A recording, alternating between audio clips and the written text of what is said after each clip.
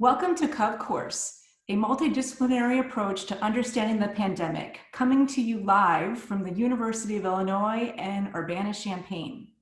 My name is Rachel Switzky, and I'm the director of the Siebel Center for Design, one of several units on campus which has contributed to the design of this course. It's my pleasure to introduce this Sunday's evening session, and with it, some of the thinking behind the experience we have created for you. The COVID-19 pandemic has created an unprecedented public health crisis of proportions so huge that you can only really grasp them by taking a 360-degree view of what's happening. At Illinois, this kind of kaleidoscope approach is our signature.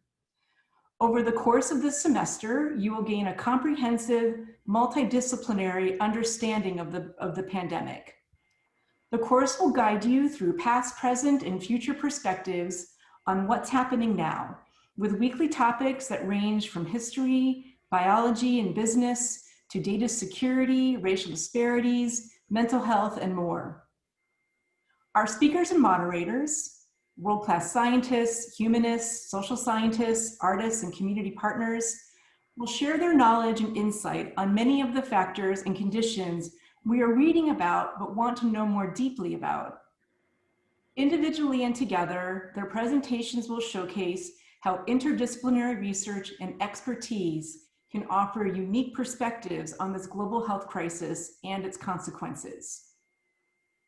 Here at Illinois, we operate on the assumptions that the best way to stay safe is to learn more about the pandemic in its many dimensions, and to come together as a community at this time of crisis and uncertainty.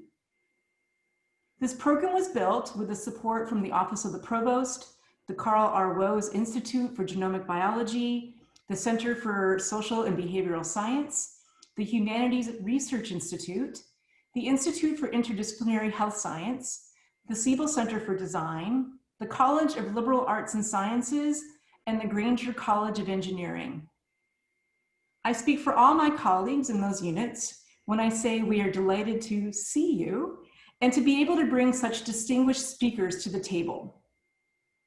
Before I introduce this evening's guests, and because we are broadcasting from Urbana-Champaign, we would like to acknowledge that we are on the lands of the Peoria, Kaskaskia, Piankashaw, Wea, Miami, Mascoutin, Ottawa, Sauk, Meskwaki, Kickapoo, Potawatomi, Ojibwa, and Chickasaw nations.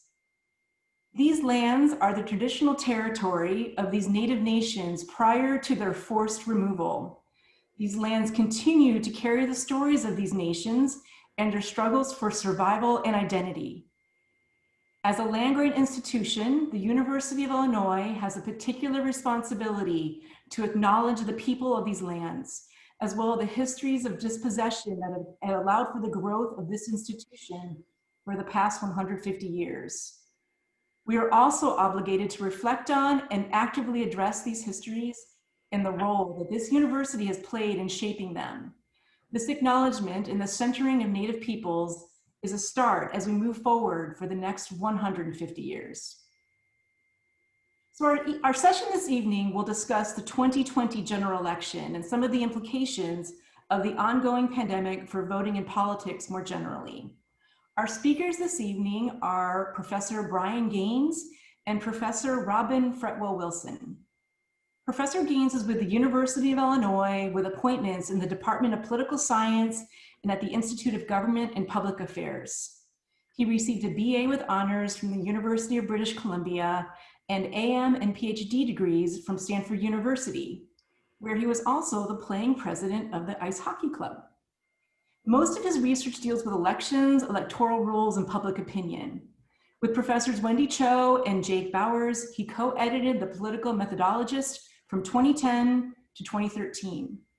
From 2011 to 2015, he was the editor of American Politics Research. Professor Wilson is the director of the Institute of Government and Public Affairs of the University of Illinois System.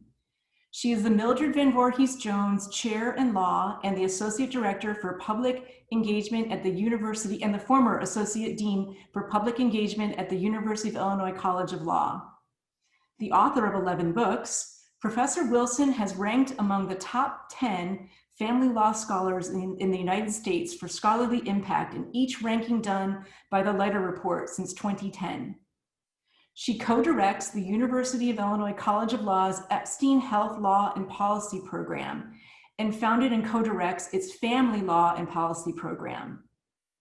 Professor Wilson also founded and directs the Tolerance Means Dialogues and the Fairness of All initiative, both of which are made possible with private philanthropic support.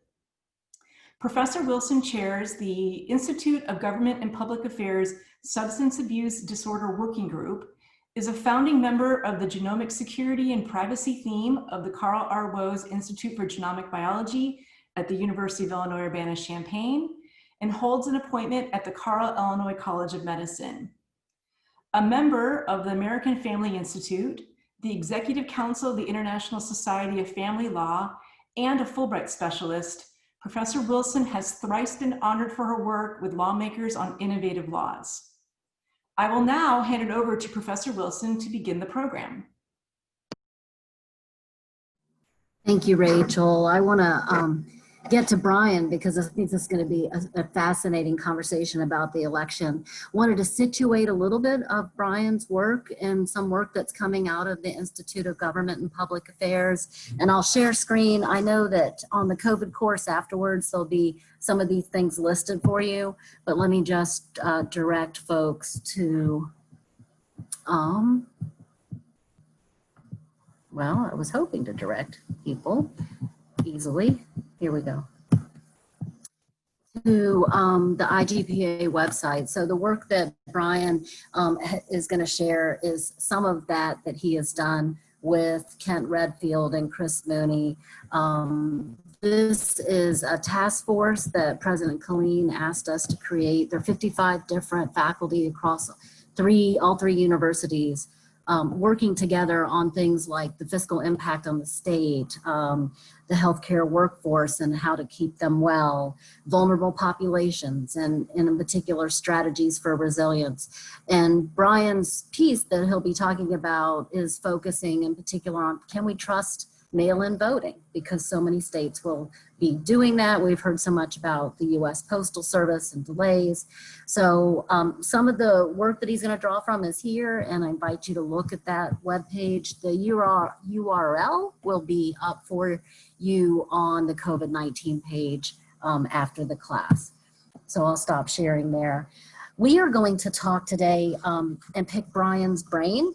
So for about 30 minutes, he's going to try to cover 3 different things. He's going to talk a little bit about the turnout and what would turnout mean in either direction. He's going to talk about the piece that I just showed you about voter fraud, and in particular, errors of administration and fraud and concerns that Americans have about so much of the voting being done by mail.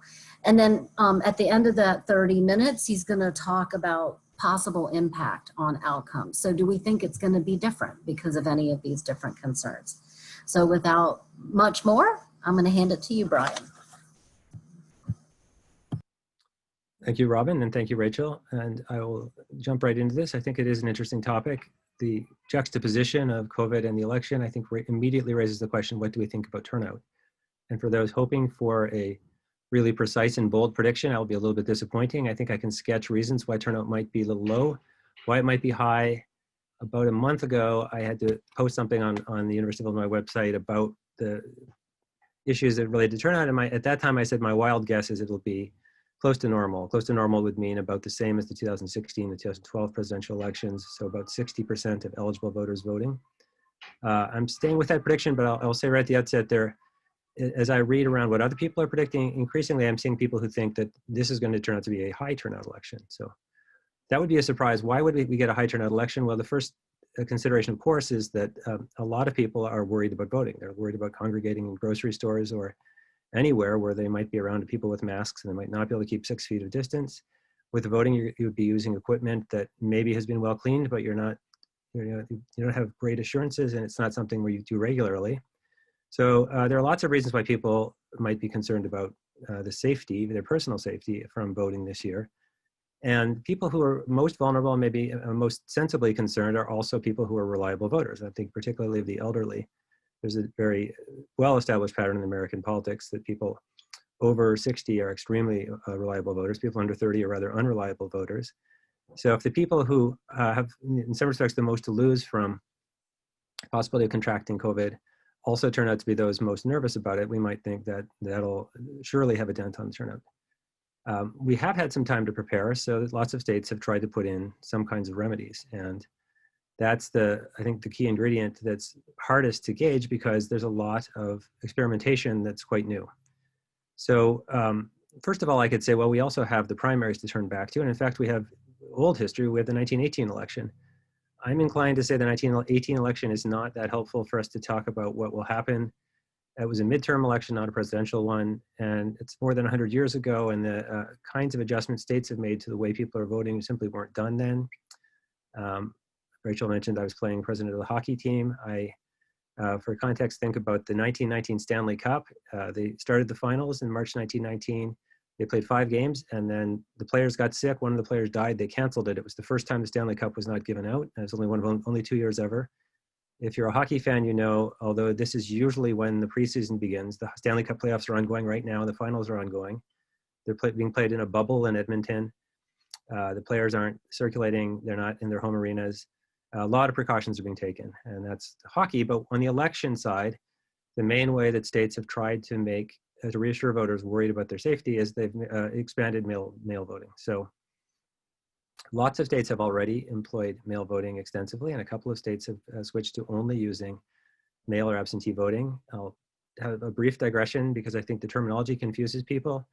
Terminology is needlessly confusing, really. An absentee ballot is simply one that you complete away from a polling station, in privacy of your home or in a cafe, wherever you like, but you're not in a secret booth and in a voting location, a precinct somewhere.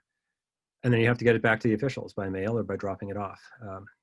States that have decided to switch to almost exclusive use of absentee ballots tend to call it voting by mail. Confusingly, they don't actually have to be returned by mail. So just think about it as remote voting, voting that's not done in a location, an official voting location with the officials there ready to hand you the ballot and then take it back from you after you completed it. So what's to fear about mail voting? Well, one of the issues, of course, is I just mentioned, if it is returned by the U.S. mail, you're relying on the U.S. Postal Service to get the ballot out to you in the first place, then to get it back. And the U.S. Postal Service is an institution that has some very well-known problems. It's been losing a lot of money for a long time, and they're under severe pressure from competitors who also deliver packages that you'll be familiar with their vans driving through your neighborhood all the time. And one of the open questions I think about this election is if there's really a very, very large increase in the number of people voting by mail, will the mail service be able to handle it? I'm not an expert in the mail service, but I think on the whole, that worries me less than another set of factors about voting. I think that in the end, the states will have different deadlines for when the mail ballots have to arrive. It's possible some people will miss the deadlines, but rather than the Postal Service losing millions of ballots or thousands of ballots, I think the unfamiliarity of the voting process is what concerns me, that whenever people are doing something that they've done before, but in a different manner, the mistakes are made. And with voting, American ballots are actually relatively complicated things. We vote on a lot of things. And submitting a ballot to officials when you're not standing in the same room and you just slide it through into a machine might seem simple enough, but there are lots of ways to make mistakes, particularly because a number of the states will still have safeguards to try to reassure that voters casting these ballots are the correct voters. So they'll have witness requirements, signature matching to establish identity, notarization. So the more safeguards on the one hand there are, the more steps there are where the voter can make an error, and might be a simple mistake that's leaves an official in the quandary of having to deal with a ballot that doesn't have a signature, or has arrived slightly late, or is in some other manner not filled out exactly as prescribed. And so then the next step, I think, when we think about possible errors, would be administration, and there can be administrative errors. The voter could do everything correct, and the administrator, the officials tabulating the votes, still make mistakes. Or there can be inconsistency. And I think inconsistency is probably as worrying. So if it turns out across the counties in the state that when a mail-in ballot comes from someone who seems also to have appeared to vote in person, and a decision has to be made about what to do with these provisional ballots, then if the counties handle the situation differently, then if it's an extremely close election, that's when we could end up saying this election was decided by decisions of county clerks in these counties to count ballots they shouldn't have counted, in these counties not to count ballots they should have counted, some mixture of both of those things. And in recounts, very often, the hardest part about the resolution is exactly this kind of inconsistency. And when states have just changed their rules, and they're changing them in lots of ways, and so everybody is dealing with new sets of rules, I think the odds of this kind of mistake are greater. Now, a sort of open secret about elections is there's lots of noise in the process of voting and recording elections and preferences with voting. And mostly we don't notice it. If it's not an extremely close election, there can be any number of errors. The 2000 presidential election was a nice example of this. Everybody ended up afterwards talking about Florida and thinking about Florida. But there were other states that were extremely close. New Mexico had essentially such a close race that it's hard to say who won for sure. There were counties and precincts where there were bad mistakes with machinery, and the type of ballots were clearly wrong. But in the end, we just picked on Florida and said everything came down to hanging chads and butterfly ballots. And this isn't, it wouldn't have been evident if it hadn't been such a close election. So one of the questions we received in advance was, what keeps you up at night worrying? And I could say one thing that keeps me up at night is I have a 2-year-old, but a different thing that might keep me up at night worrying would be if we have an exceptionally close election, and particularly the presidency, and then it comes down to decisions about how to deal with inconsistent administration of the election. That's when I think there'll be the greatest unhappiness from the side that ultimately ends up losing. And I'm hoping, whatever the many errors, and I think the error is human, I'm expecting there will be some goof-ups of some kind, that they don't take place in such a way that they're in the closest jurisdictions, and that we really end up saying who wins this state hinged on what they did with provisional ballots, or what they did with the ballots that they just couldn't read the postmark and didn't know if they were in time or not, and many more such cases. That's all about error. The other question that's on people's lips is fraud. And I would say, most political scientists would say all this talk about fraud is crazy, that there is very little fraud in American elections. I'm a little bit more circumspect. I think the right thing to say is we don't really know how much fraud there is. I think it's very unlikely that massive fraud will be the story of the 2020 presidential election. But it's certainly true that there are some kinds of fraud that are easier when people are voting remotely with an absentee or a mail ballot than if they're voting in person. So again, it's not that, I think it's probably not a great idea in advance to be saying we can be sure there will be massive amounts of fraud, or this election which we already know will be compromised by fraud. But it isn't crazy to say fraud is a little bit easier when the voter doesn't have to appear in person to establish an identity. And the right answer to then what's the right mix of security and safety for the voter and integrity in the process is, for better or for worse in the American system, it's in the hands of state officials and county officials. And so there isn't really, in political science, I don't think we don't have a golden rule to say, this is the best system, this is what they should all be doing. They make different decisions. People will complain about different states. My hope, again, is that if there are allegations of fraud circulating, that they aren't in places that are all extremely close in an election that's extremely close. And when I'm talking about an election, I'm thinking about the presidential election, but there are a lot of other elections. Americans vote on many things. Ultimately, there are a couple of scenarios that are a gubernatorial race or some US House races that are extremely close. And if some of the very closest races also seem to feature misuse of absentee ballots or errors in processing, then if it's one House seat, I think we can fix that. And that, in fact, happened in 2018. One of the US House races wasn't resolved. It did involve fairly clear instances of fraud and with absentee ballots. They ran the election again. So that, it's unfortunate, but it's not hard to fix. It's harder by far to fix a presidential election. So in thinking about the prospects of error and just mishaps that start with COVID, get turned into changes in the way people vote, and then ultimately come down to controversy about the vote itself and the way the tabulation was done in the administration. What does keep me up at night is that the presidential election could be close enough and could be entangled with that kind of controversy. So back to turnout then, in the end, I think the mixed evidence from the primaries, some of the states that did shift into pushing people to vote by mail had surges in turnout. The states that, Wisconsin, for example, got a lot of bad press for having a primary, not delaying it. having some long lines, some of the things, exact things I mentioned, the people worrying about. Too many requests for mail ballots, hard to fulfill them all. But the turnout was actually about average in the end. And it seems like there were comparatively few very close races that might have been decided by people who just couldn't get in to vote because they had to wait too long, or people who tried to get a mail ballot and couldn't get one. So, I think that we'll probably end up with sufficient interest in the election, such enthusiasm that we'll see kind of normal turnout, but I do expect some of these hiccups and snafus in the processing, the administration of the election.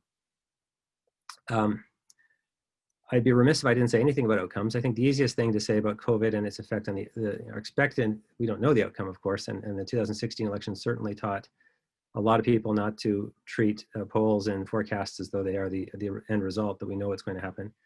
But I think the easiest thing to say right now is that the effect of the pandemic was bad for the incumbent. So President Trump, about a year ago, looked like he was going to have a campaign built on a strong economy, a tax cut that delivered, and the people that as there's a cottage industry in forecasting elections based on the state of the economy.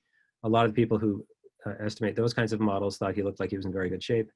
Suddenly what he has instead is an economy that's sagging badly because of lockdowns to try to prevent a pandemic, and the disease itself not necessarily under control. And I think most people would say definitely not totally under control. So in that respect, the outcome I think is fairly clear. What's a little less clear is exactly how much of the blame, not necessarily objectively, but subjectively, will end up falling on the president. The buck stops at the White House in some degree, but emergencies in the United States are to a large degree in the federal system the responsibility of governors, and governors have been front and center in dealing with the pandemic, and we've seen a fair amount of variation from state to state. So you might think that we would see the public assigning blame or credit as much to the governors as to the presidential candidates.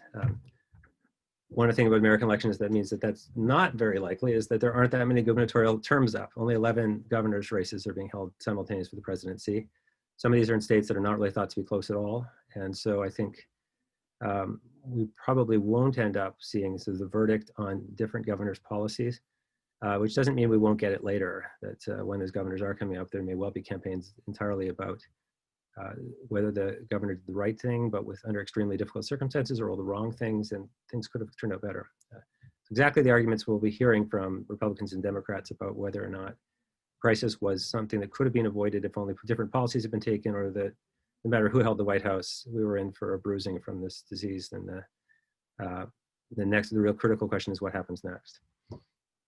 I say Americans vote on lots of things. They have the U.S. House and the U.S. Senate, and so a lot of the attention will also be on the Senate, I think, in particular. And now that we have extra attention on the Senate with a Supreme Court vacancy and a confirmation hearings in the Senate, and the prospect of the Senate acting to confirm the president's choice, I think the Senate is going to be even more under scrutiny than usually the case. Right now, people who try to forecast these things are saying they think it's sort of a 55-45. Those are the odds for Democrats taking control of the Senate, but I would definitely caution that these are actual betting markets where real money is on the line. The betting markets have a pretty good record, but sometimes they go dead wrong. There are years when the bettors have a pretty clear sense of what's going to happen in the U.S. House and the Senate, and a lot of money could have been made by people who thought that the bettors were just missing something. But I think in thinking about the direct effect of the virus on the election, the clearest case of well, who does it help or hurt has certainly been that being an incumbent and being the incumbent president at a time when we have this unprecedented problem, which is still with us and is still altering our lives daily, has made it a very different presidential election from what we would have otherwise seen. And we had a question about the prospect of an October surprise and vaccines. Let me first outsource the answer to this. So Robin mentioned we've been doing a periodic survey of experts. We talked to people, experts in public health, but also in economics, and people who specialize in studying vulnerable populations, asking them lots and lots of questions about policies and about the pandemic. So with the election coming up, we asked them some questions, both about the effect of the election on policy and the effect of the pandemic itself on the election.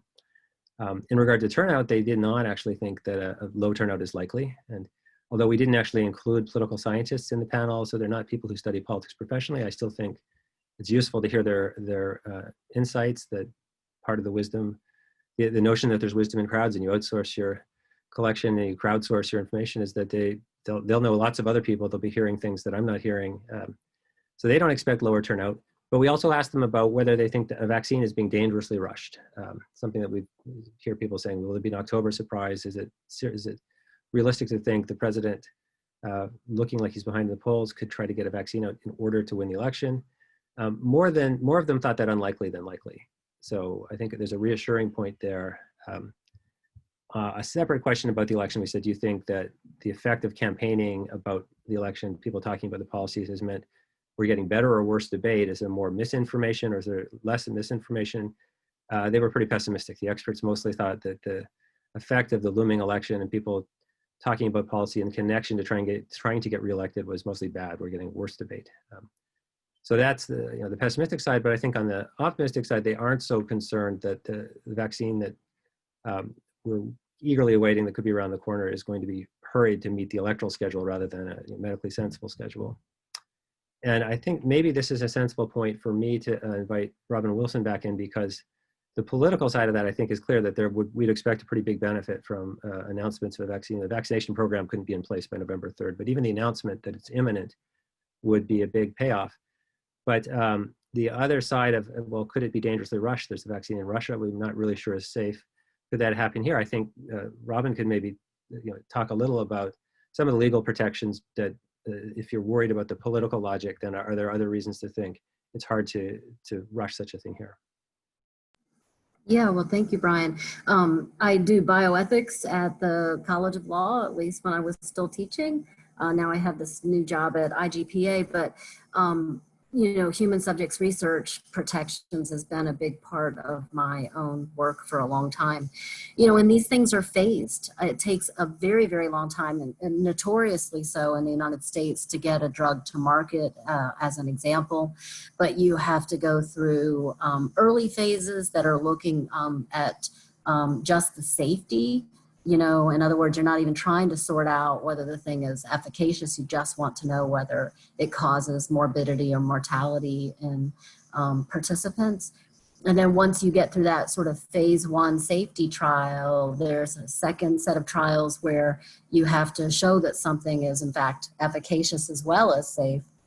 And then that gets scaled yet again in a phase 3 trial with larger and larger groups of people, and then there'll even be a look in phase 4 after something is publicly deployed to make sure that it's not across larger groups, in fact, making people more sick than you might have thought from the first 3 phases. So I think it would be shocking if that could all come together as quickly as October. I think the last major vaccine that we developed, like all in soup to nuts, was a 4-year enterprise. And so we haven't even been at this for a year. So it would be shocking for that to happen.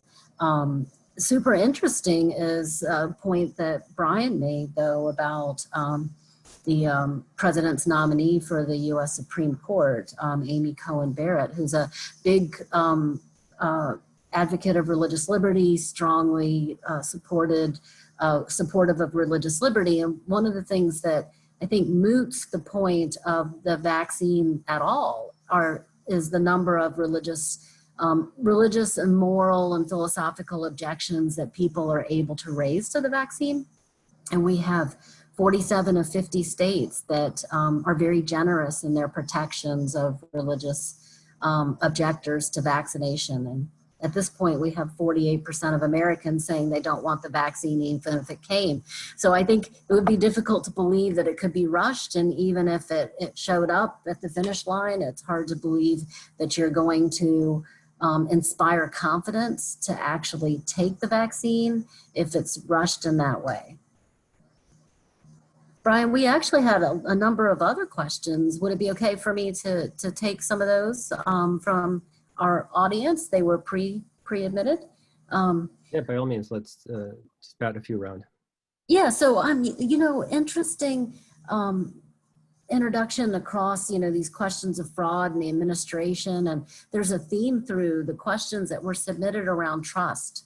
And in particular, a feeling that obviously we're a very politicized country right now, maybe for a very long time.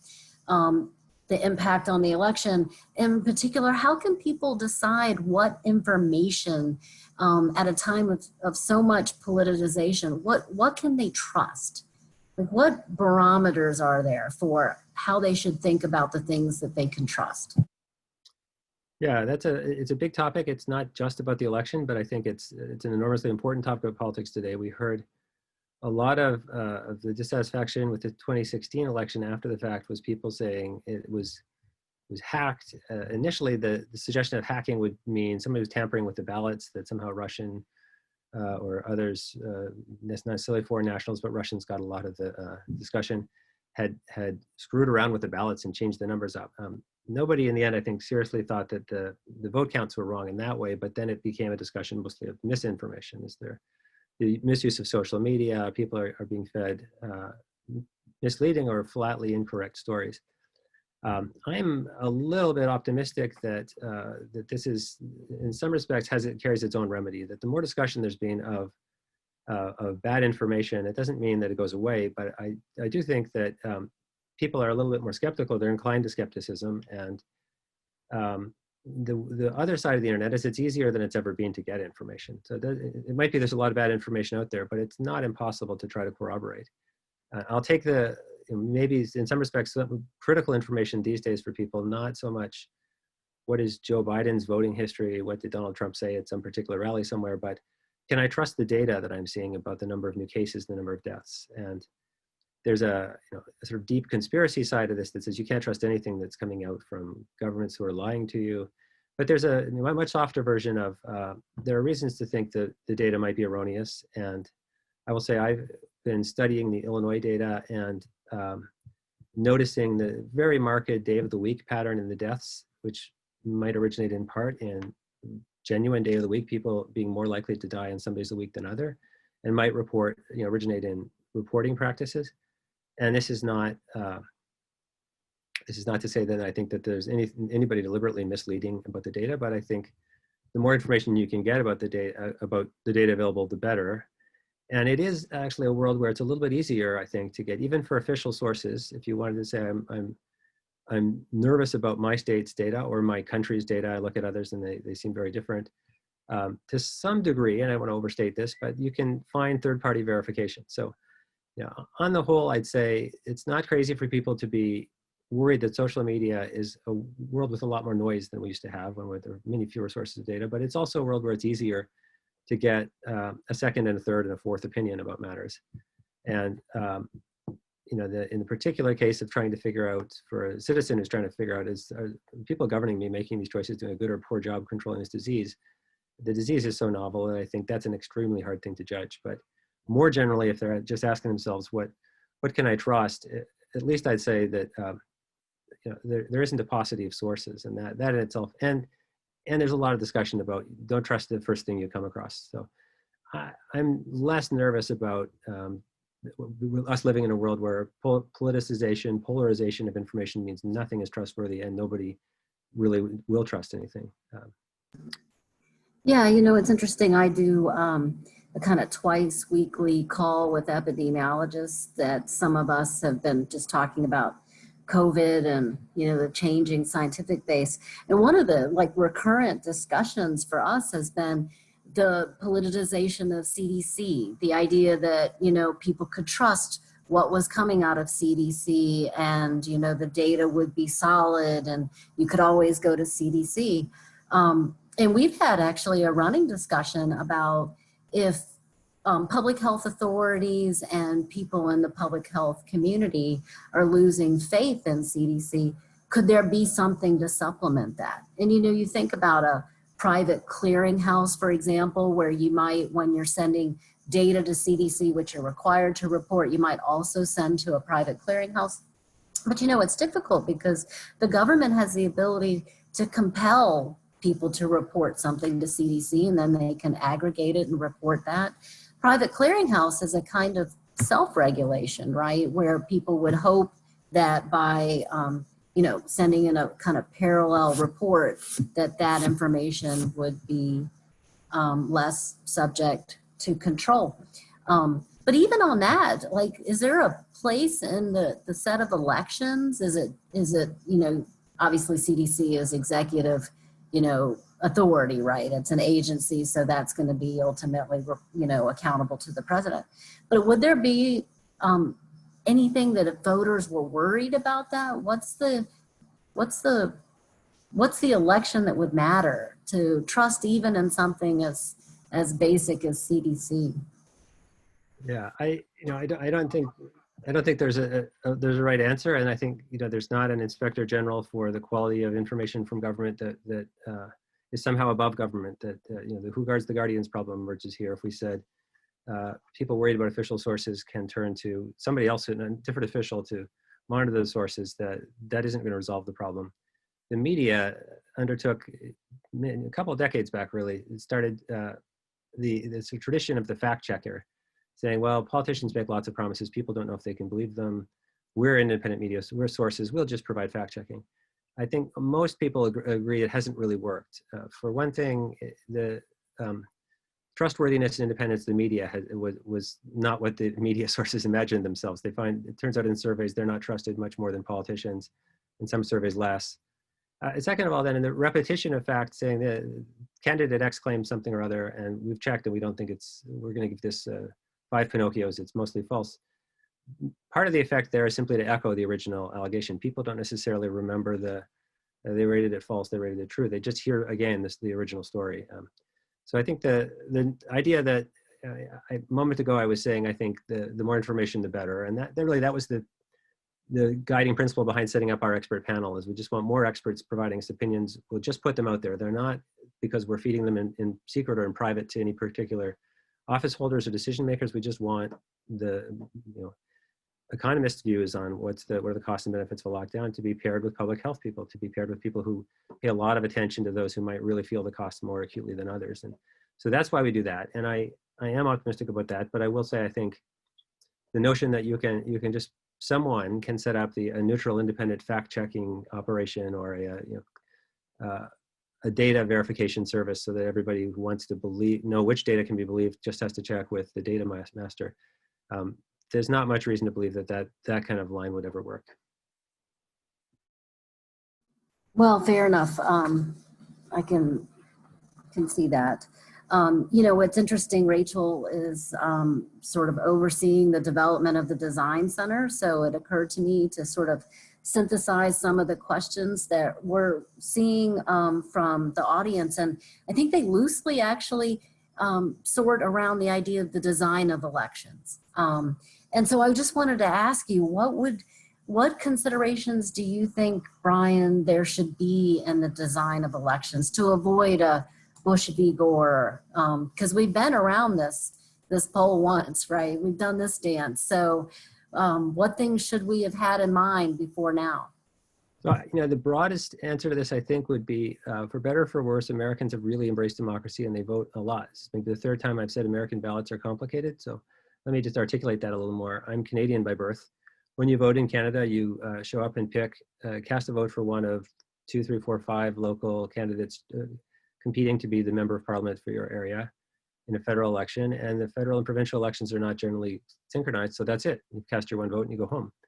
In an American election, you might well be asked to vote for the president, and it's not actually the president, it's a slate of electors who are pledged to favor a particular president in a very complicated system that's hidden from you on the ballot. You think you're voting for Trump or Biden, but you're really voting for electors who will later vote for Trump or Biden.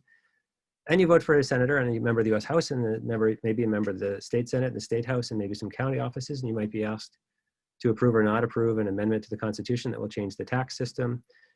There's a lot on the ballot, and that means the ballots are complicated. And I think that the simplest way to avoid that is to vote on a lot less. But with the possible exception of Switzerland, Americans just get asked to vote on more things because we've embraced the idea that the people can decide. And so I I could say, I just wish we could get elections right, but I think it's a little bit unfair when people say, why can't Americans run elections properly? The elections are really different in kind from elections in a lot of places where voting is really a single or one or two choices, not 25. If you're filling out 25 preferences on a ballot, it's a little bit like taking the SAT, and it's harder, and there are more ways to make mistakes.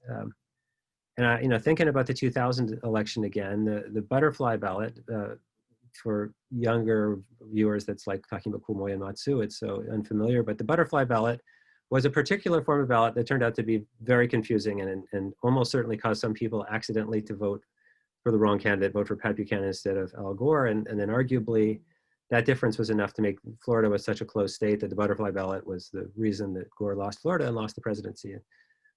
On the plus side, the butterfly ballot was clearly not a conspiracy by very, very clever Republicans who employed design engineers to figure out how to get a ballot that would fool people.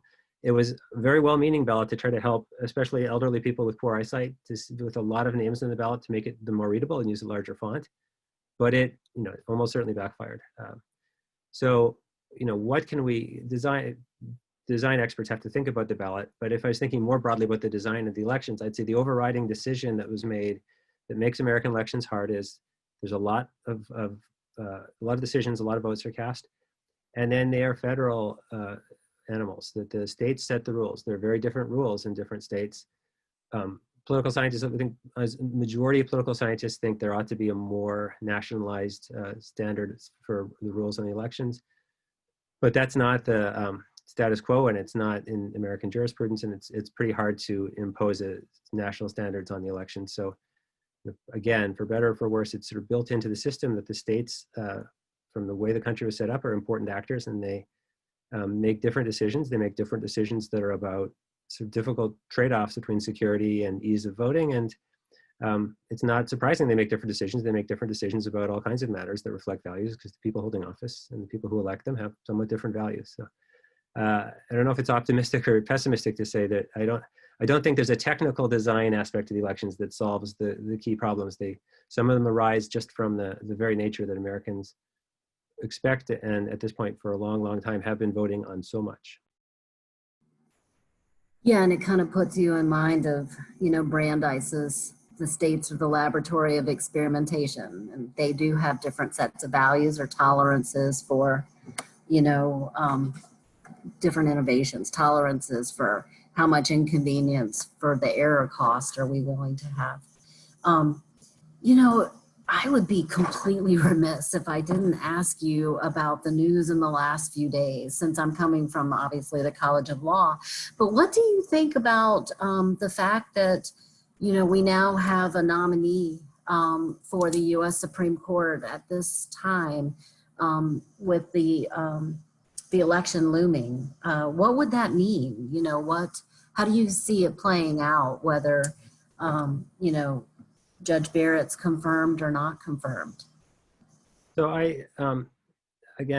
we did have this questioner who asked what keeps us up at night worrying. And I think even the president now has started to talk about the resolution of an election if there's not an ordinary resolution. So I said, you don't really vote for Donald Trump or Joe Biden, you vote for a slate of electors. And then the electors vote. The Electoral College meets in December on the, now I've forgotten, the Monday after the third Wednesday, or maybe it's the other way around, but it's a date long after the voting day.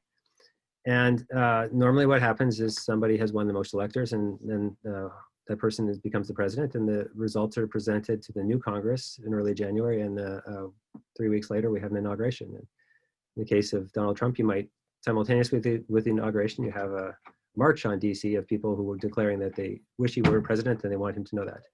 But the alternative scenario is nobody wins majority of the electors, and that can happen. And if nobody has won a majority of the electors, then it goes to the House for resolution. And this has happened in 1824, and in preceding that, the reason we have a resolution a system that goes to the House is because of the mess of the 1800 election. People who fans of Hamilton, the musical, will maybe remember Aaron Burr's role in that, when he had an opportunity to try to snatch the presidency away from Thomas Jefferson, and Hamilton helped engineer his defeat, even though Jefferson and Hamilton were arch rivals, and time passed and Burr shot Hamilton. So the resolution of that is then if nobody gets a majority of the electors, then the House decides. And how could this happen? Well, because we have an even number of electors, it can happen in a simple way. You get a tie. We sort of have come sort of close to a tie. If you just fool with the numbers a little bit and think if this state had voted a little differently, this state had voted a little differently, we could have had a tie in this year and this year. But the more nightmarish scenario right now, thinking about the changes in the way people are voting, the possibility of difficulty in processing mail vote would be if there's a state where for some reason, let's suppose there's litigation about the resolution, the handling of early ballots. A bunch of ballots were counted at the wrong time, and so some judge has to decide whether or not they count. And both parties claim they won it, and the state legislature can't resolve it. And so who gets to send the electors? Are the Biden electors or the Trump electors, the electors from the state? And it's a close enough election that this state really matters. It's conceivable then the Electoral College can't decide the election. Then the House decides it. Well, not the current House, but the new House that will be elected in 2020 simultaneously. Let's assume for the moment that the House elections aren't such a mess that at least it's pretty clear who sits in the House. The next wrinkle is that the House doesn't vote 435 individuals, they vote as states. So although the Democrats presently control the House with a few more than 30 seat advantage, they don't have majorities of the delegations of a majority of the states. I think it's 26 Republican states, 22 Democratic ones, and 2 are tied or something like that. And that's how the vote would take place in the House on who would become president. So it's conceivable, and this would be a mess, and it would definitely make people unhappy. And it's one reason some people say the Electoral College system has to be replaced, that because of some kind of problem with administration or some kind of serious dispute about the results in one state, the electors are unresolved, and then the House decides things. If we really want to make it more fanciful, if for some reason the House can't resolve it, and it's not impossible that with the way the House is set up that you could end up with a tie vote or somebody refusing to vote, then the vice president-elect, which will be chosen by the Senate in this scenario where the Electoral College is not able to pick a winner, the vice president-elect would become the president. But if the Senate also deadlocks in some manner, then the Speaker of the House will become president. So it's a very carefully designed system in some respects. There are safeguards in case of problems, but I think Americans would be aghast if we reached any of these resolutions other than the vote determined it. There's already enough confusion and unhappiness about the distinction between the popular and electoral vote. I don't expect it. At the moment, I said earlier, people shouldn't assume the polls are right. We know that they can be wrong. They were pretty wrong in 2016. It would take a lot of very unlikely events before we'd end up down this path where the House was voting. But that is the mechanism, and we'll probably hear some more speculation about it in the next few weeks. It's entertaining, if not also a little frightening. I left out the Supreme Court. I'm sorry, the initial question. Yeah, but then you have the empty chair, right? The empty chair. So the passing of Ruth Bader Ginsburg. I mean, if this kicks over though, Brian, like Bush v. Gore, that's 5-4. And imagine the mess of it being locked at 4-4. So that's, I guess, yeah. I think it leaves people exceptionally unhappy either way. We could imagine the 4-4. So in my scenario, there's some state that's don't know which electors get to cast their electoral votes. And the Supreme Court could decide, but the Supreme Court can't decide because they're deadlocked, or they do decide because it is a 5-4 majority, and then the Trump-appointed justices decide the Trump electors triumph. That would also be a case where I think there would be immense unhappiness and dissatisfaction with the result. We did have questions about what happens if the losers won't concede, and maybe this is. Since we're outlining a nightmare scenario, and I want to stress again, it's by no means my prediction. It's just a possibility built into the design. But I'll try to be optimistic again. I think in some ways we've already seen what happens when the losers are so unhappy that they don't want to accept the result. I think that's sort of been the last 4 years. I mentioned the march on Washington to coincide with Trump's inauguration. Even the rhetoric of being a resistance would sort of stipulate this isn't just that we are opposed to this president. We wish he weren't elected. We're treating him as an occupying force. We've had pretty nasty politics and some pretty strong controversy, but the country hasn't failed. And I don't expect riots and anarchy to follow, even in the worst case where whoever wins the presidential election wins it in a kind of crazy manner, in the kind that I just described, where it goes to the House or because there's a lot of uncertainty about who really won one of the states, and someone just has to make a call and then nobody really believes it. I think the country has at least proven that it's pretty durable and can withstand that kind of crisis. We've seen crises like this before, and so I'm not only am I not predicting it, I think we could even survive it if something that crazy did happen. Yeah, but a central piece of that, I think, Brian, is the court itself, right? And respect for the rule of law. And, all the way back to Marbury versus Madison, they have the ability to review and to speak about what the Constitution demands. And then we have had kind of a, gentleman's agreement that when the court speaks, the executive is going to follow. That takes you right back to that empty chair again, because if you had a question like that and vacancy, it's hard to know who would speak then authoritatively, like who would hold the executive's feet to the fire, especially if it's an executive that doesn't want to vacate, right? It's like, I'm not leaving, how do you resolve that? At any rate, any thoughts about that? Well, I think the easiest answer would be to say, I think my best guess, and I'm not, I study elections a great deal more than I study the judiciary, but my best guess is that we won't end up with the empty seat, that barring a big surprise, we'll end up with another Supreme Court appointment, which will have a lot of people unhappy about the haste, or the speed with which the appointment was made, but it will still carry through. And then again, I'm going to repeat there isn't really a neutral, above politics figure that the Queen can't step in and say, by agreeing to meet with the new Prime Minister, then she's signaling that the state is okaying him, since there isn't a Queen. So, we're a little bit far away from COVID, but I think we sort of arrived here again by thinking, what kind of strange effects will the coronavirus have on the election? And I think that one of the things that's very uncertain is that it may well be that the tabulations just are a little harder this year. Let me go to a much less apocalyptic kind of scenario that I think is also quite likely. Is I think they'll be slowed down this year, that we won't know who's won all the races, and maybe the presidency, but if it's not the presidency, it might be in a lot of states, right down to county offices, but state legislative races. If they're pretty close and there's a lot more mail ballot, then they can't call the race that night. That's not a disaster, but thinking again about, well, misinformation and what can people believe, it's useful to say this in advance so people aren't latching onto conspiracy theories about delay meaning cheating. If there's a delay in the results, somebody is messing around with the numbers. The Iowa caucuses this year accidentally demonstrated what happens when something goes wrong with equipment, with design. The caucus employed an app. The caucuses are notoriously complicated, and it's going to simplify the counting of the votes, and it wasn't tested enough, and it failed. And that meant, I think, because people are so used to a declaration of who's won Iowa, we didn't get one. In the days that followed, there was a lot of talk about it was rigged. Somehow it was stolen. This was just the Democratic Party this side, so this wasn't partisan polarization. The Republicans didn't have a contest to speak of. Donald Trump was easily reelected, but even within the Democratic Party, there was a lot of unhappiness with this kind of delay has to mean something is awry and there's some cheating.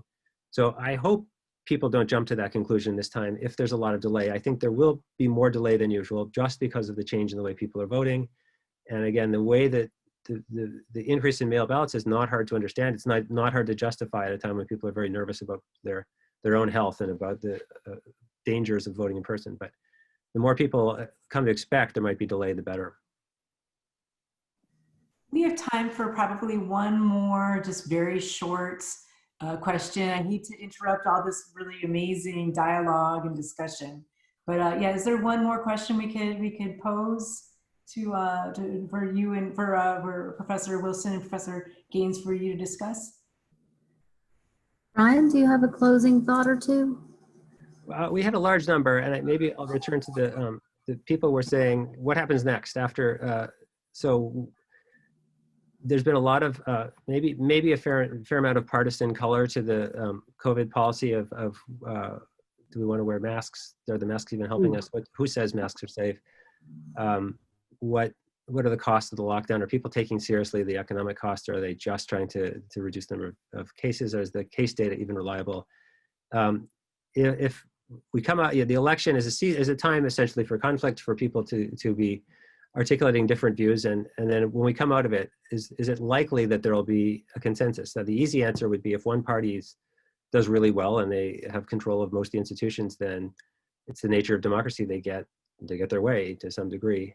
It's a federal system. Nobody really controls everything in the United States at one time, but it could be that one party's got the presidency, the House, and the Senate, and for better or for worse, they get the blame or the credit for the next round of COVID policy. If we have a continuation of some division of government, does it mean that we can't get better policy, that there's one way or another we're just going to be lurching along? I don't think so. I think, again, notwithstanding all the points you made about the vaccine is not the end of this difficult time, Robin, I still can imagine that for all the misinformation, the medical information about COVID is getting better. It's somewhat better understood. We are definitely, the disease is not under control in the sense that the number of cases is rising, but the morbidity has not been rising in the United States and in a lot of other cases at the same rate. So I don't think that after an election, there's no way we can avoid sort of the politics of the election will just be a hangover forevermore. I do think it's possible that with the election behind, there's a window for more compromise, for more, no matter what the outcome of the election, there's a window for more, less conflictual, let's say, discussion about policies moving forward. And again, maybe my very final point, because I know we're very close to out of time, the laboratory of the states are going to continue to do different things. The data are going to be informative of that. Let me go outside the United States and say, Sweden and Denmark, months back, were getting a lot of attention because they chose very different paths. Sweden was more or less trying for herd immunity. Denmark was having a tight lockdown. There was a flurry of articles saying Sweden's doing the right thing. No, Sweden's doing the wrong thing. Wait a little longer. There was a lot of Sweden really goofed up. If you look at the more recent data, Denmark's had a big swing in cases and Sweden hasn't. I don't think we're going to know. Really, the book isn't going to be written on was the Swedish or the Danish approach better. In what ways were both of them?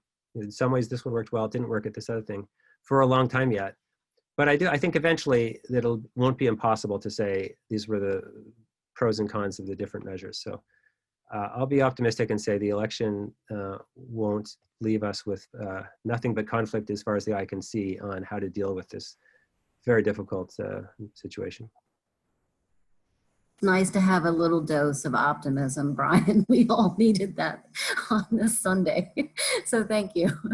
Thank you, Professor Gaines. Thank you, Professor Wilson. I mean, that was a fantastic discussion. I have a feeling we could be going on for another half hour at least, but unfortunately, we need to close up for our discussion tonight. So a list of readings on tonight's topic will be posted to the website course schedule page under this week's topic. And a next session for next Sunday, October 4th, will be on mental health. And that will be with Professors Tara Powell and Karen Tabdina, who are both affiliated with the School of Social Work at the University of Illinois, Urbana-Champaign. So thank you, everyone, and good night.